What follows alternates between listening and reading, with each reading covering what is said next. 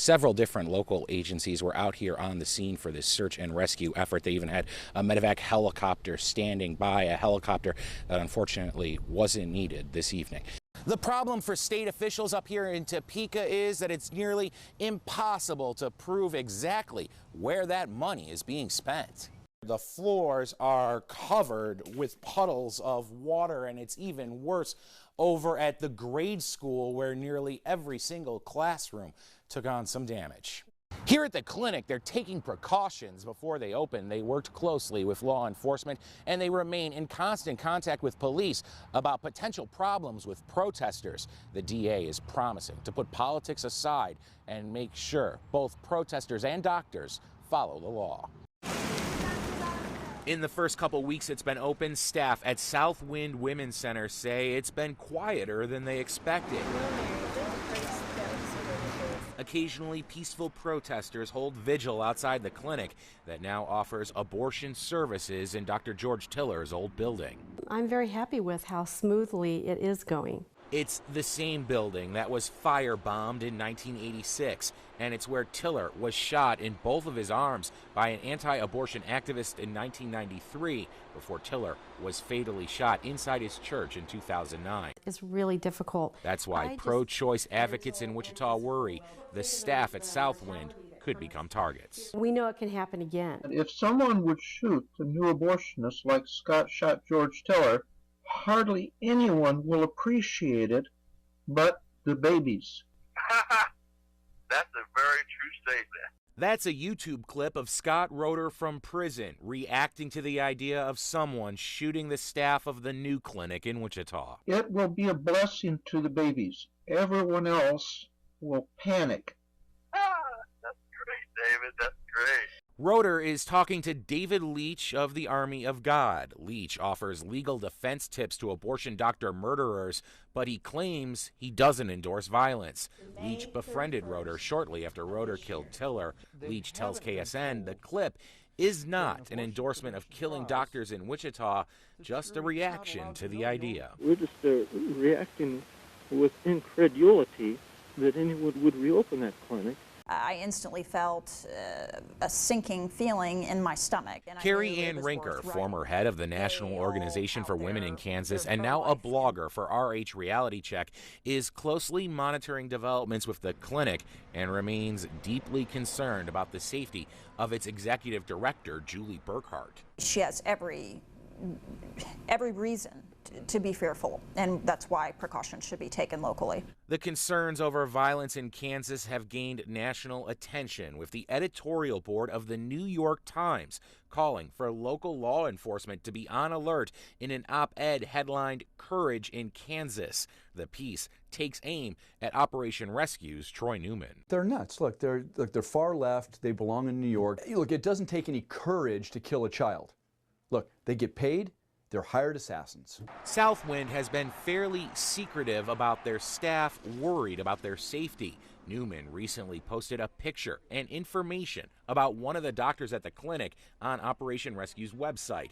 He denounces violence towards doctors, saying all he's doing is aggressive journalism, comparing outing abortionists to outing oil company CEOs responsible for oil spills. We're going to tell the public exactly what you do, and then public pressure, whether it's through journalism or picketing or prayer walks, flyers, that goes a long way to kind of clean up society. Here at the clinic, they're taking precautions before they open. They worked closely with law enforcement, and they remain in constant contact with police about potential problems with protesters. The DA is promising to put politics aside and make sure both protesters and doctors follow the law.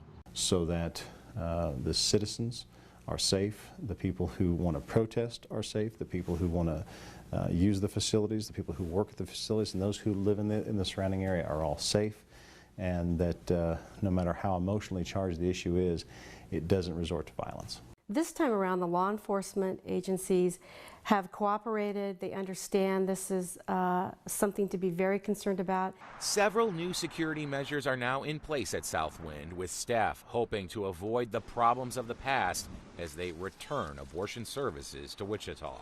Justin Kraemer, KSN News. Thousands of Kansas families rely on welfare during tough times to make ends meet, and the vast majority of them use the money wisely as a temporary way to put food on the table or gas in the tank. But some appear to be taking your tax dollars and blowing the money on gambling, cigarettes, booze, and even strip clubs. You're not going down to a liquor store to get a loaf of bread. Travis Perry with KansasWatchdog.org poured through tens of thousands of welfare transactions in the state from August to October of 2012. Among the ones he found, ATM withdrawals at liquor stores and smoke shops in Wichita, Coors Field in Denver, a Junction City strip club, and the Vegas Video adult bookstore on Kellogg. Things like that, it's hard not to raise an eyebrow when you see them. The money comes from TANF, Temporary Assistance for Needy Families. It's a federal program that provides cash to struggling homes, nearly $500 a month for a family of 4. Families that qualify get the money put on their vision cards in Kansas and can withdraw the cash at any ATM. It's nearly impossible to prove where that money taken from an ATM at a strip club or a smoke shop is being spent, but it's not hard to connect the dots. These aren't places where people go to make responsible transactions. I mean, that would be the logical inference, and I'm not going to sit here and say otherwise. Ken Thompson is Director of Fraud Investigations for the Kansas Department for Children and Families. That's the agency that oversees TANF payouts in the state. Well, it is distressing. It truly is. According to Kansas Watchdog's investigation, as much as $43,000 was taken out at questionable ATMs over the 3-month period. There is no easy way to solve it. There really isn't. The problem for state officials up here in Topeka is that it's nearly impossible to prove exactly where that money is being spent. How are you going to prove it? Are you going to have eyes on the person as they walk up to the ATM machine, plug in the card, get the money, see the money in the hand, walk across the room, go in to the strip joint, or go and buy a carton of cigarettes, or go buy some liquor? I mean, there's proof problems. This is spending that is against the law. It is against state policy, but the state is powerless to do anything about it right now.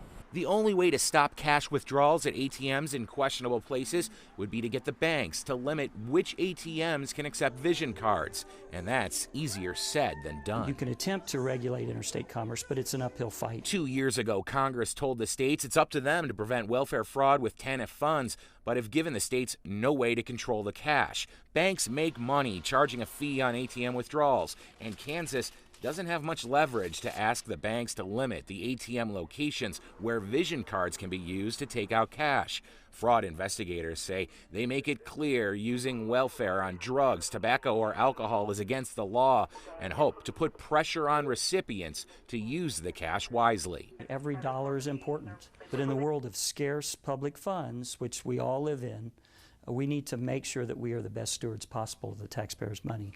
And with scarce funds for poor families, the concern is kids are getting less to eat as their parents party it up with your tax money with little the state can do to stop it.